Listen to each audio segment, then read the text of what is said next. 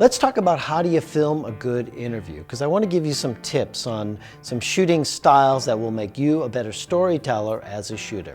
All right, so when you're framing someone, you should generally put the subject on the left or the right side of the frame. Try not to center folks. We'll talk more about the rule of thirds later in this video. Now, I want you to notice that 1/3 of the frame is generally filled with your person, and 2/3 is filled with what we call the negative space. And this will have information about the locale, the occupation of who you're interviewing, the negative space.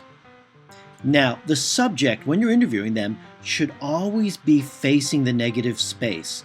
Their glare of their eyes fills the negative space. You see here, when they're looking away from the negative space, it just doesn't look right. You can see here how good it looks when the person is looking in the correct direction. Again, the person should be looking towards the negative space, which means the producer or camera person who's doing the interview should be on the same side as that negative space. Keep the person framed as 1/3 of the frame. And now we're going to learn an exercise to help you understand creating depth in your shots.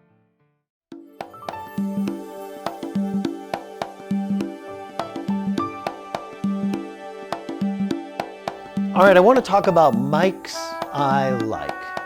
Okay, what do I have in my toolkit as a one-person band? What am I using all the time? Well, first let's talk about wireless systems. This is a wireless system, and it's manufactured by Electrosonic. It's a great wireless package. I also like the Sennheiser wireless packages. They're in about a $500 range. I'm not a big fan of the mic that comes with that Sennheiser. I would suggest ordering a tram mic that fits the Sennheiser. It's still going to be affordable. Again, tram, T-R-A-M. If you go to our website at DV Workshops, we have links to these things. But again, I like this Sennheiser microphone wireless system. It's like $500, but I would suggest getting a tram. You can also hide these lavaliers. If you go to an audio supply, professional audio like Location Sound in Los Angeles or B&H Photo, they sell these little kind of cylinder, thin gray foam. And this kind of, without the clip, this kind of snakes up inside this foam, and then they tape it inside your shirt. So this is kind of suspended in this cocoon of little foam that's very small, so you're not going to see too much of a bump. And literally, if you have a jacket on or something, they put the little foam right inside there, and then they just tape it in, and you can't see it. It's made of the same material as like professional makeup sponges, those triangle stuff. So if you're looking to build your own kind of hidden mic, go to a beauty supply store and pick up a little makeup sponge and just cut it really thin, and then try to get this to just sit in the middle, and you can hide it, okay? The key with using these lavaliers is you never let it sit. It's hard to see, I'm wearing a black shirt, but you never let it sit on someone's shirt. You're gonna see the wire like you can there. You always wanna bring it up inside the shirt and then lock it in on top or on the side. And one of the keys is also, as I'm gonna show you in this close-up, is you wanna loop this wire inside the back of it, and it'll make it look more attractive on the shirt, if you can see what I'm doing now. This is what I call my storytelling mic, but important interviews I use this.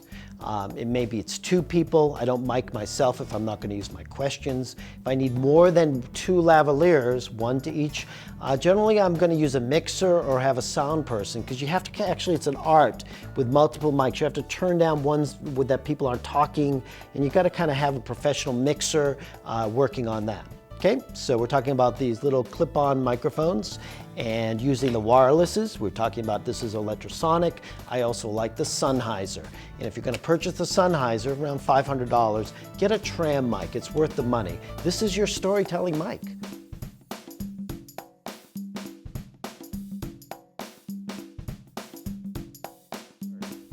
So what we're going to do right now is we're going to talk about using the brains of the camera to help you determine what's overexposed and underexposed.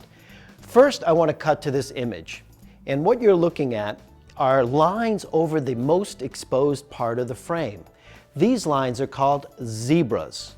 And in a moment, I'm going to teach you how to set the zebras at the correct level. Thanks for taking the time to watch this video with instructor Aron Ranen. Ranen was selected to train the U.S. Navy combat camera teams at the Pacific Fleet headquarters and has also spent 3 summers as Clint Eastwood's cameraman on selected jazz documentaries. If you're interested in a hands-on video experience, please join us in Los Angeles or New York City for one of our 4-day crash courses. More information at dvworkshops.com.